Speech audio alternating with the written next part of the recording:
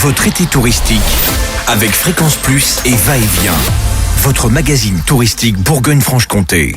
Dans ce nouvel épisode, nous sommes à Besançon, capitale du temps, au cœur du Doubs. Classée ville d'art et d'histoire, connue pour être la ville natale de l'illustre écrivain Victor Hugo, Besançon a également accueilli le peintre franc-comtois Gustave Courbet le temps de ses études, de 1837 à 1839.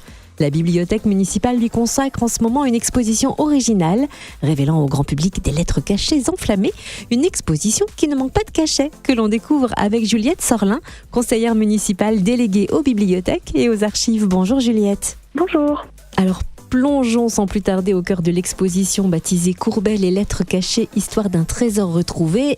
Évidemment, deux questions nous brûlent tout de suite les lèvres. À qui ces lettres étaient-elles destinées et comment ont-elles été retrouvées ?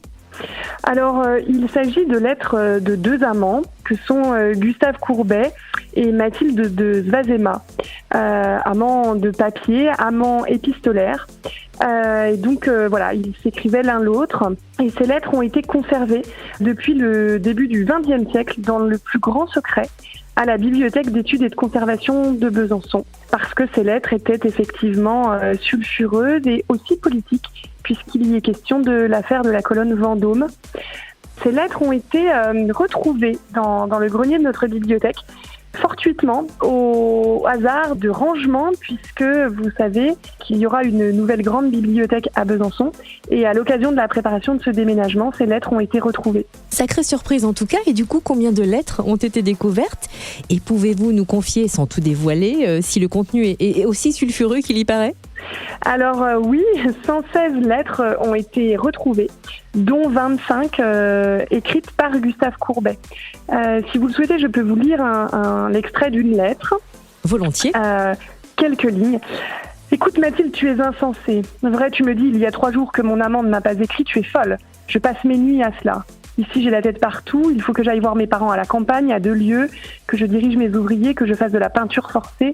Parce qu'il me faut de l'argent pour vivre quand même, tu n'en veux pas. Je voudrais que tu me dises si tu as des rentes pour nous faire vivre, j'en serais très heureux. Alors je n'aurai plus d'hésitation vis-à-vis de toi. Voilà, c'est une première lettre relativement, tranquille, qui ne heurte pas la sensibilité de tous les auditeurs, mais d'autres lettres montrent le désir des deux épistoliers de manière bien plus prégnante.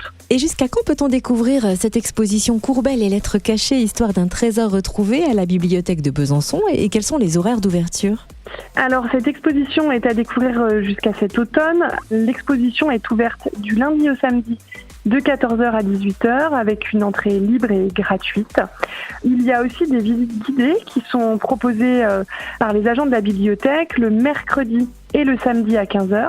Et puis, évidemment, l'exposition sera ouverte pendant les journées du patrimoine qui se tiendront les 20 et 21 septembre. On est en tout cas ravis d'apprendre que Gustave Courbet mania la plume avec autant d'audace que le pinceau. Et où peut-on retrouver toutes les informations pratiques et l'actualité de la bibliothèque de Besançon ? Alors, vous pouvez retrouver toutes ces actualités avec des informations et aussi des podcasts, des lettres enregistrées sur le site des bibliothèques de la ville. Si vous tapez dans un moteur de recherche Bibliothèque Besançon, Courbet, les lettres cachées, vous aurez accès à notre site. Et puis, vous pouvez aussi découvrir sur le site Mémoire Vive, qui est en fait le site des bibliothèques, de la Bibliothèque d'études et de conservation, qui numérise un très grand nombre d'ouvrages.